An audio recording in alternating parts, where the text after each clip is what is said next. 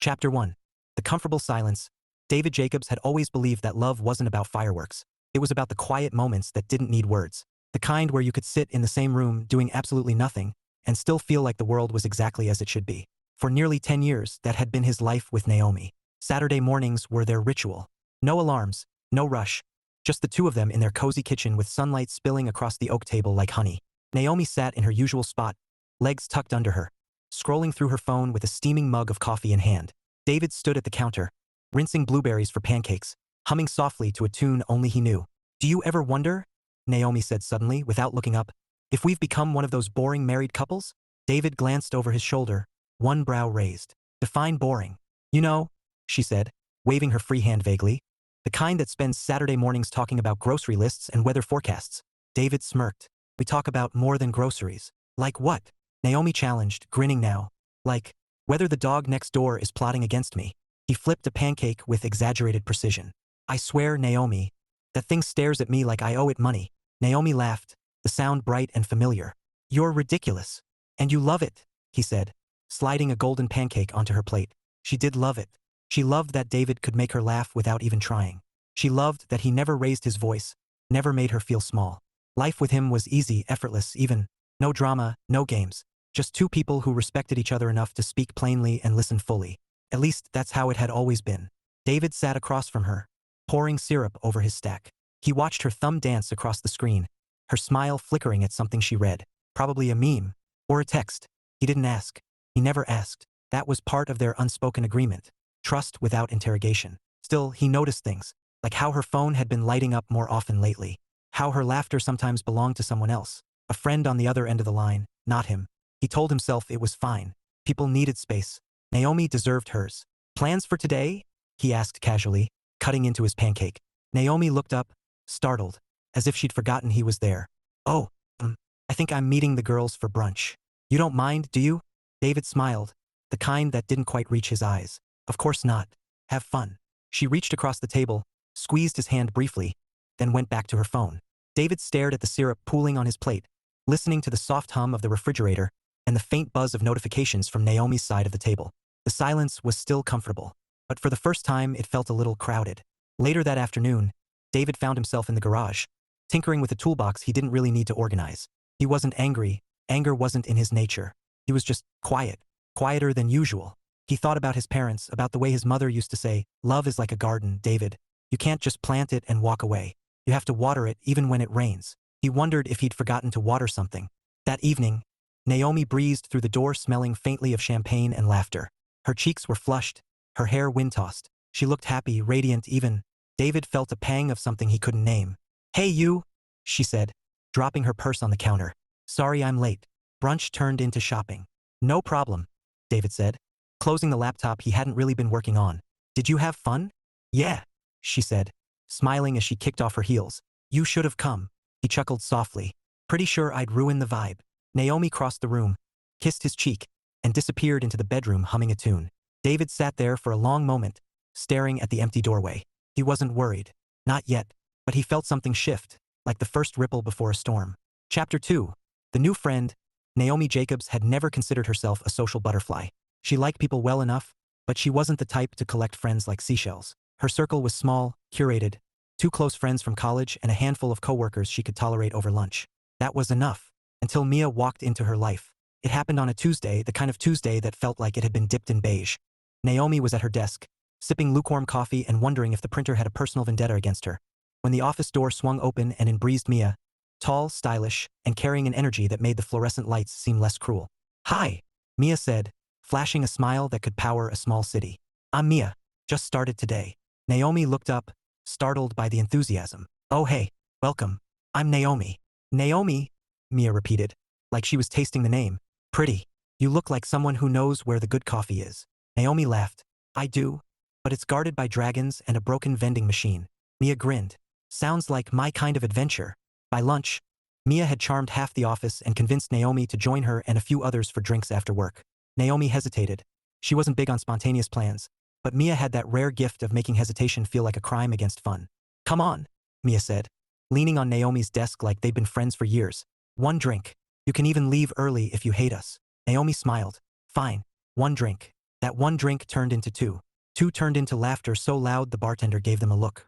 Naomi hadn't laughed like that in months. Not because she was unhappy, but because life had become predictable, comfortable, safe, and maybe, just maybe, a little beige. When she got home that night, David was on the couch, laptop balanced on his knees. He looked up, his face lighting up in that quiet way she loved. "Hey," he said. "You're late." "Sorry," Naomi said, kicking off her heels. "Went out for drinks with some coworkers. There's a new girl, Mia. She's hilarious." David closed his laptop. "That's great. I'm glad you had fun." And he meant it. David wasn't the jealous type. He wasn't the any type, really, just steady, like a lighthouse in a storm. Naomi kissed his cheek, promised to tell him all about Mia later, and headed for the shower. She didn't notice the way his smile lingered a little too long, like he was holding it in place to keep something else from showing. Over the next few weeks, Mia became a fixture in Naomi's life. Drinks after work turned into brunch on Saturdays. Brunch turned into spa days. Spa days turned into spontaneous shopping trips that ended with Naomi laughing so hard she cried. David noticed, of course. He noticed the way Naomi's calendar filled up with plans that didn't include him. He noticed the way her phone buzzed like a restless bee, and how her laughter sometimes floated from the other room while he sat alone in the living room. He didn't mind. Not really. Naomi deserved happiness, and if Mia brought that, then so be it. David wasn't the kind of man who clipped wings. He just hoped, quietly, in the spaces between thoughts, that Naomi remembered she had a nest to come back to. One Friday evening, Naomi burst through the door, arms full of shopping bags, cheeks flushed with excitement. "Guess what?" she said, dropping the bags dramatically. "Mia scored us tickets to that rooftop wine tasting next weekend. It's going to be amazing." David smiled, setting down his book. "Sounds fun. You should come," Naomi said, though her tone suggested she already knew his answer. David chuckled. "Pretty sure I'd ruin the vibe." Naomi laughed, kissed his forehead, and disappeared into the bedroom humming a tune. David sat there, listening to the sound of her joy echo down the hall. He wasn't worried. Not yet, but he felt the beige Tuesday stretching into something bigger. A color he couldn't quite name. Chapter 3. The Drift. David Jacobs wasn't the kind of man who needed constant attention. He liked quiet. He liked routine. He liked knowing that when he came home, Naomi would be there. Maybe curled up on the couch with a book, maybe humming in the kitchen while she experimented with a new recipe. That was their rhythm. Predictable but comforting. Lately, though, the rhythm had changed. It wasn't abrupt. It was gradual, like the slow dimming of a light bulb. Drinks after work became a weekly thing, then twice a week. Then Naomi started saying things like, "Don't wait up," with a smile that made it sound harmless. And maybe it was. David told himself it was. But tonight, as he stood in the kitchen staring at the clock, 8:47 p.m., he felt the silence pressing in like a heavy coat. Naomi had texted an hour ago, running late. "Don't wait up for dinner."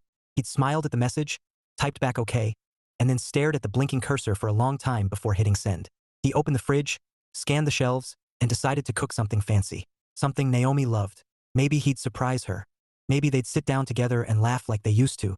An hour later, David was standing over a skillet that looked like a crime scene. The chicken was burnt on one side, raw on the other.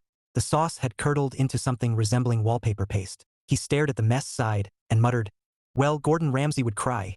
He plated the disaster anyway, because he was stubborn like that. He even lit a candle, because why not? If he was going down, he was going down romantic. When Naomi walked in at 10:15, laughing into her phone, David was sitting at the table with his culinary catastrophe and the candle flickering like it was mocking him. "Hey," Naomi said, dropping her purse. "Sorry I'm late. Mia dragged me to this new wine bar. You would have hated it. Too loud." David smiled faintly. "I made dinner." Naomi's eyes widened at the sight of the plate. "Oh wow, that looks ambitious." "Ambitious is one word," David said dryly. "Inedible is another." Naomi laughed, kissed his cheek, and said, "You're sweet. Let me grab a shower, and then we'll order pizza." "Okay." David nodded, watching her disappear down the hall. He blew out the candle, scraped the ruined chicken into the trash, and told himself it wasn't a big deal. People got busy. Life happened. This wasn't a storm, just a ripple. But as he stood at the sink, washing dishes in the quiet, he wondered when their laughter had started belonging to other people. Later that night, Naomi curled up beside him on the couch, scrolling through her phone while David pretended to watch TV. He glanced at her, at the way her face lit up at something on the screen, and felt a pang of something sharp and unfamiliar. He wasn't jealous. He wasn't angry. He was just invisible. Chapter 4. The breaking point. David Jacobs had always believed he could handle loss. After all, he'd been abandoned before he could even speak his first word. He'd learned early that life didn't always give you what you wanted. It gave you what you could survive. But nothing prepared him for the phone call that came on a gray Thursday morning.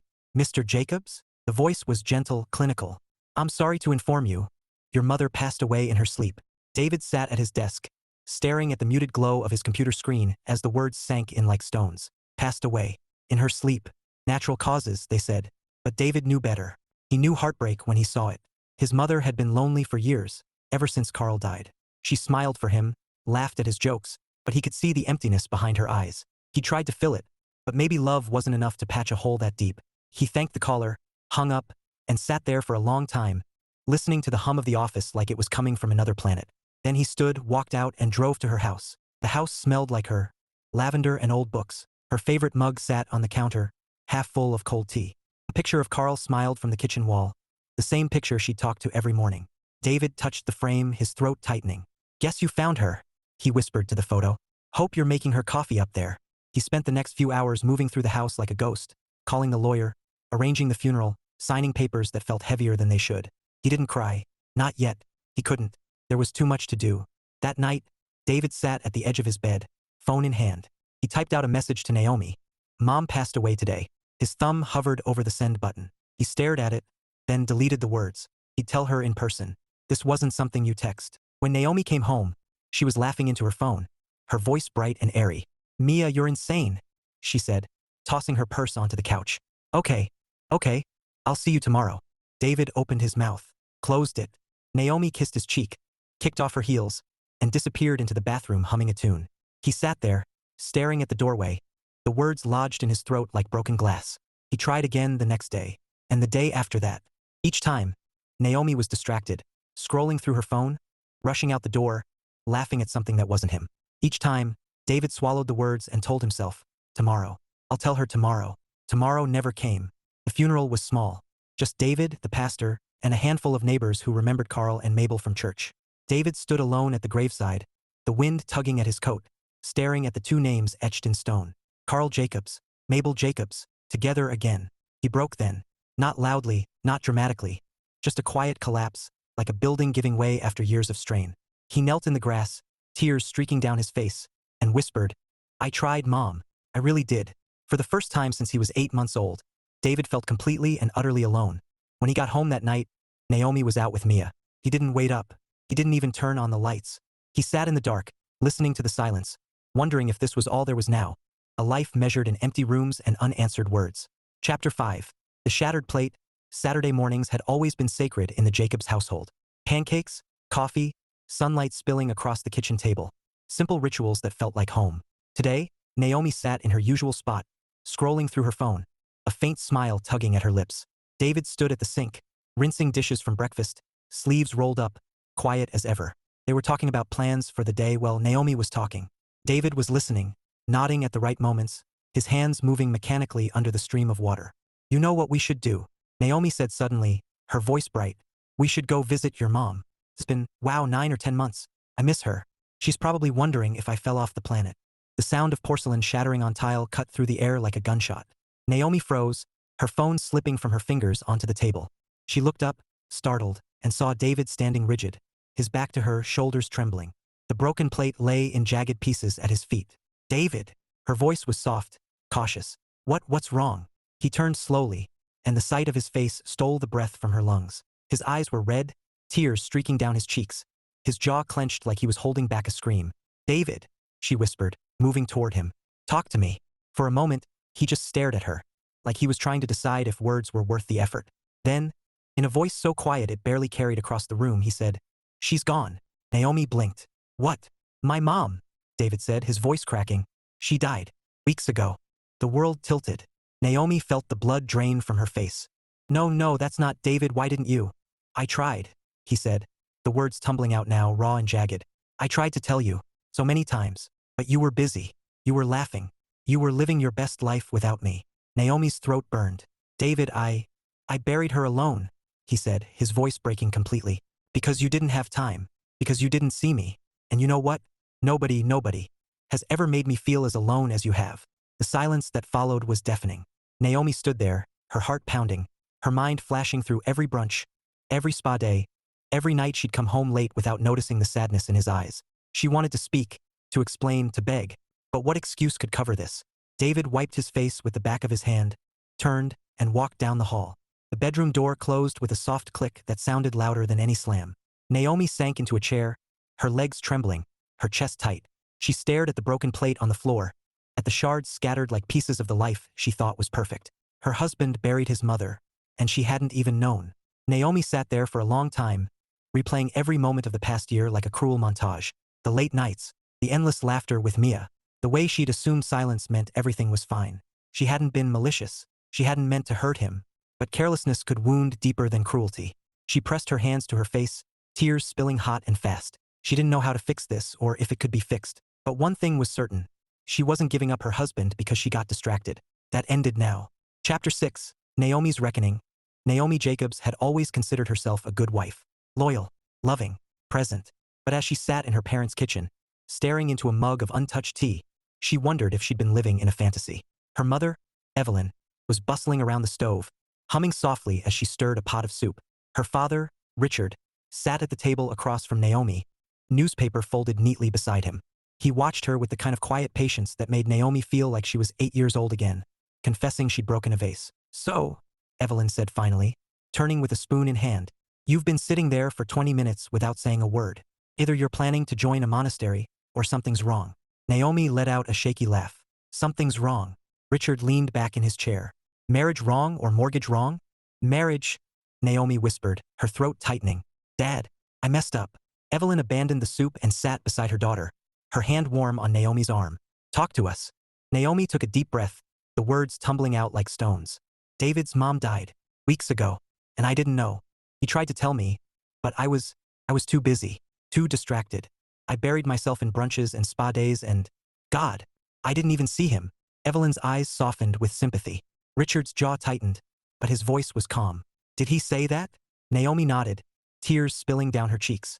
"He said nobody has ever made him feel as alone as I have. And he's right. I wasn't there. I didn't even notice." Evelyn squeezed her hand. "Sweetheart, you didn't do this on purpose." "I know," Naomi said, her voice breaking. "But that doesn't make it better. He buried his mother alone. Alone, Mom. And I was out drinking wine on rooftops." Richard cleared his throat, his tone firm but not unkind.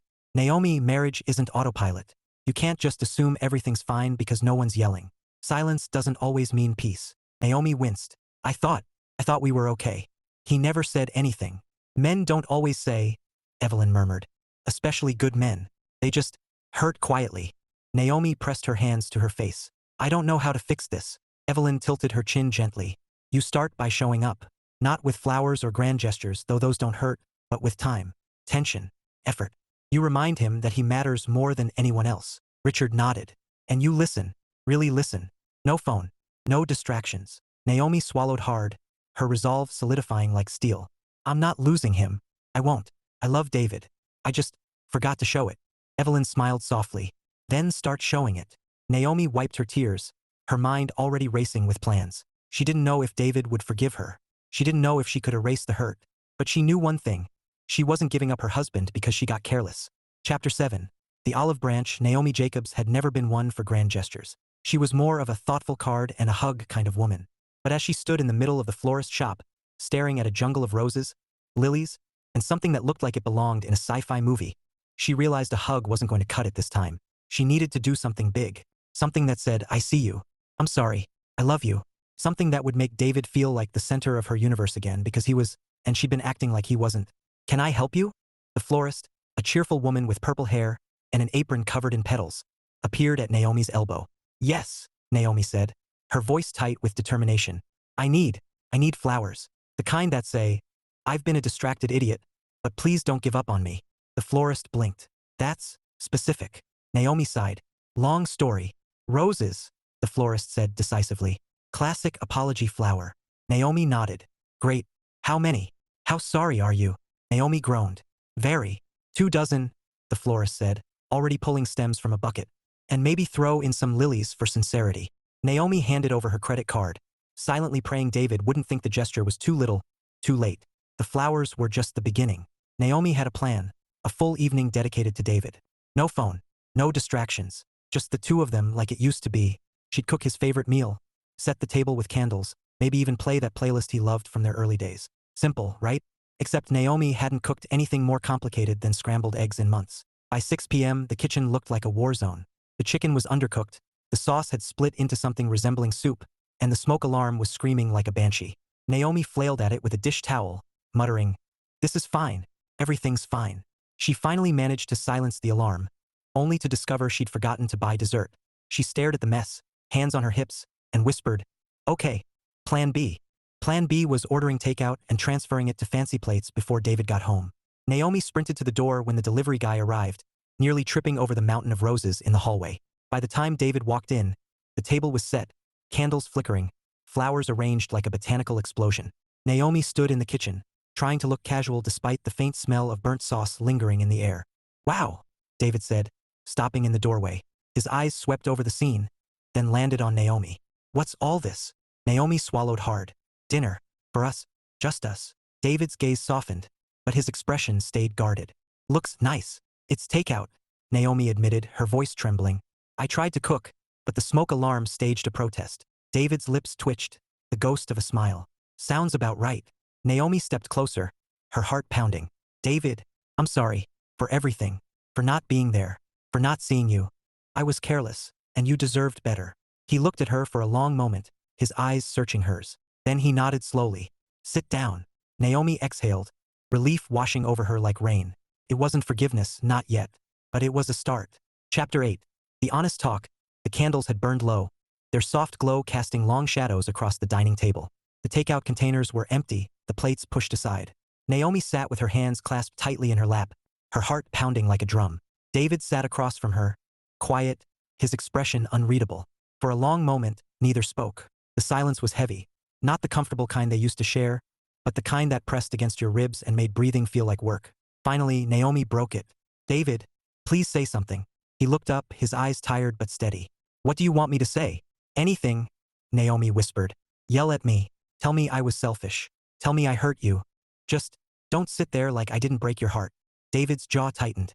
"You didn't break my heart, Naomi. You just left me behind." Naomi flinched. "I didn't mean to." "I know," David said softly. "That's the worst part. You didn't even notice." Naomi's throat burned. "I thought we were fine. You never said." "I tried," he said, his voice low but firm. "I tried to tell you, but every time you were laughing at something on your phone or rushing out the door, and I didn't want to ruin your happiness. So I stayed quiet." Naomi blinked back tears. "I was stupid. I thought silence meant everything was okay." David gave a bitter laugh. "Silence usually means the opposite." Naomi reached across the table, her fingers trembling. "David, I love you. I've always loved you. I just got distracted. I let other things take up space that belong to you. And I swear to you that ends now." He stared at her hand for a long moment before taking it, his grip warm but hesitant. "I don't want promises, Naomi. I want us, like it used to be." Naomi nodded fiercely. "Then that's what we'll have. No more brunches every weekend. No more phone glued to my hand. Just you and me. I'll fight for this, David. For us." David's lips curved into the faintest smile, the first real one in weeks. "You don't have to fight alone." Naomi laughed through her tears. "Good, because I'm terrible at fighting." David squeezed her hand, and for the first time in months, the silence between them felt like home again. Chapter 9. Rediscovering each other. Naomi Jacobs woke up the next morning with a plan. And for once, it didn't involve Mia, brunch, or a spa day. It involved David. Just David. She padded into the kitchen, barefoot, determined to make breakfast. Real breakfast. Not cereal. Not toast. Pancakes. Their Saturday tradition she'd let slip away like sand through her fingers. The first pancake was a disaster. The second was slightly less embarrassing. By the third, she had something that resembled food. She stacked them high, added blueberries, and even poured the syrup in a little heart shape. It was lopsided, but the effort was there. David walked in just as she was setting the plates on the table. His hair was tousled, his t-shirt rumpled, and his expression wary, like he wasn't sure what version of Naomi he'd find today. "Morning," Naomi said brightly, trying not to sound like she was auditioning for a toothpaste commercial. "Hungry?" David's eyes flicked to the pancakes, then back to her. "You cooked. Don't sound so shocked," Naomi teased, though her voice wobbled. "I'm capable of basic human tasks." David smirked faintly. "Last time you tried, the smoke alarm filed for a restraining order." Naomi laughed, relief washing over her like sunlight. "Fair, but I've improved. Mostly." He sat down, picked up his fork, and took a bite. Naomi held her breath. "They're good," he said finally, and Naomi grinned like she'd just won an Olympic medal. They ate in companionable silence for a few minutes before Naomi spoke again. "So, I was thinking, we should do something today. Just us." David raised an eyebrow. "Like what?" "I don't know," Naomi admitted. Something fun. Something we haven't done in a while. David leaned back, considering. We could go for a hike. Naomi blinked. A hike? You mean outside? Yes, Naomi, David said dryly. Outside, where the trees live. Naomi laughed. Fine, but if I get eaten by a bear, that's on you. 2 hours later, they were on a trail surrounded by towering pines, sunlight filtering through the leaves. Naomi was panting like she'd just run a marathon, while David strolled along like he was in a nature documentary. Remind me, Naomi said between breaths. Why do people do this for fun? Fresh air, David said, smirking. Exercise. Perspective. Perspective. Naomi wheezed. My perspective is that my legs hate me. David chuckled, reaching out to steady her as she stumbled over a root. You're doing fine. Naomi looked up at him, his hand warm on her arm, and felt something shift, something she hadn't felt in months. Connection. Real, tangible connection. The kind that didn't need words or Wi-Fi. By the time they made it back to the car, Naomi was sweaty, exhausted, and grinning like a fool. David opened the door for her, and she teased. Chivalry isn't dead after all. Just on life support, he said, and she laughed so hard she nearly fell into the seat. That night, they curled up on the couch with a movie. Naomi's phone abandoned on the kitchen counter. She didn't even glance at it when it buzzed. David noticed, and for the first time in a long time he smiled without forcing it. They weren't fixed, not yet, but they were finding their way back. One pancake, one hike, one laugh at a time. Chapter 10. The Big Gesture. Naomi Jacobs had spent the past week thinking about David's mother. About the woman who had loved him fiercely, who had taught him kindness and resilience, who had been a cornerstone of his life. Naomi had adored her too. Those afternoons spent gossiping over tea were some of her favorite memories, and she hadn't been there to say goodbye. That thought gnawed at her like a persistent ache. She couldn't change the past, but she could honor it. She could honor her, and maybe, in doing so, remind David that his mother's love, and hers, was still here, still shaping the life they shared. So Naomi planned something simple but meaningful. On Saturday morning, David walked into the living room and froze. The coffee table was covered in photo albums, each one carefully arranged. A vase of fresh lilies, his mother's favorite, sat in the center. Candles flickered softly, casting a warm glow over the room. And Naomi stood there, holding 2 mugs of tea, her expression tender. What's all this? David asked, his voice cautious. Naomi stepped closer, offering him a mug. I thought, maybe we could spend the morning remembering her. Together. David stared at the albums, his throat tightening. Naomi. I wasn't there, she said, her voice trembling. I should have been. I can't fix that, but I can be here now. For you. For her. For a long moment, David said nothing. Then he set down the mug, reached out, and pulled her into his arms. Naomi felt his breath hitch against her shoulder, and her own tears spilled freely. They sat on the couch, flipping through pages filled with laughter frozen in time. His mother in her garden, smiling with dirt on her hands. His parents dancing in the kitchen. David as a boy, grinning with a missing front tooth. Naomi listened as he told stories she'd never heard. His voice soft but steady, like he was stitching something back together with every word. At one point, Naomi laughed through her tears. She really let you wear that sweater? David smirked. She said it was festive. I looked like a walking Christmas tree. Naomi leaned her head on his shoulder, the weight of weeks of distance melting away. This wasn't just a gesture, it was a bridge, and they were crossing it together. That evening, as they blew out the candles, David turned to her, his eyes shining. Thank you. Naomi smiled, her heart full. For what? For remembering her, he said softly. For remembering me. Naomi cupped his face in her hands. I'll never forget either. And when he kissed her, slow, deep, like the first time all over again, Naomi knew they were finding their way back, not to what they were, but to something stronger. Chapter 11. The new chapter. Sunday morning sunlight spilled across the bedroom, warm and golden, like the world was trying to apologize for all the gray days before. Naomi lay curled against David, her head resting on his chest, listening to the steady rhythm of his heartbeat. It felt like home, like the sound she'd been missing without even realizing it. David's fingers traced lazy circles on her arm. You've been quiet, he murmured. Naomi smiled faintly. Just thinking. Dangerous, he teased, and she laughed softly. I was thinking, she said, lifting her head to look at him. About us. About what's next? David's brow furrowed. Next? Naomi nodded. We talked about starting a family once, before everything got messy. David's chest tightened. He'd thought about it too. Late at night, staring at the ceiling, wondering if he could be the kind of father a child deserved. His own history had made him cautious. He didn't want to pass on the ache of abandonment, even unintentionally. I don't want to rush, he said carefully. I want to make sure we're solid first. Naomi reached for his hand, threading her fingers through his. We're getting there. And when we're ready, I know you'll be an amazing dad. David gave a short laugh. You think so? I know so, Naomi said firmly. You're patient. You're kind. You're steady. And you make terrible jokes, which is basically a parenting requirement. David smirked. Terrible jokes, huh? Awful, Naomi said, grinning. But kids love that stuff.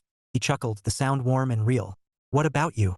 Ready to trade spa days for diaper duty? Naomi pretended to think. Spa days don't scream at 3 a.m., but they also don't call you mom. I think I'll take the screaming. David laughed, pulling her closer. You're sure? Naomi kissed his cheek. I'm sure about you. The rest we'll figure out together. David exhaled slowly, the weight of old fears loosening just a little. For the first time in months, the future didn't feel like a question mark. Felt like a promise. That afternoon, they sat on the porch with mugs of coffee, talking about baby names. Not seriously, just for fun. Naomi suggested Oliver. David countered with Thor. Deadpan. Just to make her roll her eyes. Thor Jacobs. Naomi snorted. What, are we raising a Norse god? Think of the confidence, David said, grinning. Kid walks into kindergarten like, I'm Thor. No one's stealing his crayons. Naomi laughed so hard she nearly spilled her coffee. And in that moment, sunlight, laughter, love. She knew they were building something new. Something stronger than before. Chapter 12. The Comedy of Errors. Naomi Jacobs had one goal. Keep the momentum going. Things with David were better, lighter, warmer, but she wanted more than better. She wanted laughter. The kind that left your cheeks aching and your stomach sore. So when she saw an ad for a couple's dance class, she signed them up without hesitation. Dance class? David said, staring at the flyer like it was written in ancient code. Naomi, I have 2 left feet. Perfect, Naomi said, grinning. I have 2 right ones. Together, we're unstoppable. David gave her a look. Or a public hazard. The studio smelled faintly of lavender and sweat. Couples lined up in neat rows, all looking far more coordinated than Naomi and David. The instructor, a man with a ponytail and the confidence of someone who owned too many silk shirts, clapped his hands. Welcome, lovers, he announced dramatically. Tonight, we dance with passion. David muttered under his breath. Passion's going to need a helmet. Naomi elbowed him, laughing. Behave. The music started. A sultry Latin beat that made Naomi feel like she should be wearing sequins instead of yoga pants. The instructor demonstrated a graceful spin, then gestured for everyone to try. Naomi turned to David, eyes sparkling. Ready. Define ready, David said, but he took her hand anyway. The first spin was catastrophic. Naomi twirled too fast, David stepped too slow, and somehow his elbow ended up in her hair. She yelped, he stumbled, and they both crashed into the couple next to them. Sorry, Naomi squeaked, untangling herself from David's arm. The instructor swooped in like a disappointed swan. No, no, no. You must move as one. Like fire and smoke. David deadpanned. We're more like fire and insurance claims. Naomi burst out laughing, clutching his arm for balance. Stop making me laugh. I can't breathe. By the third song, they'd given up on elegance and embraced chaos. David invented moves that looked suspiciously like interpretive karate. Naomi tried to dip him at one point, which ended with both of them on the floor, laughing so hard the instructor gave up and moved on. When the class ended, Naomi was sweaty, breathless, and happier than she'd been in months. David offered her his hand to stand, his grin wide and unguarded. See, Naomi said, still giggling. That was fun. That was a lawsuit waiting to happen, David replied, but his eyes were warm. And yeah, it was fun.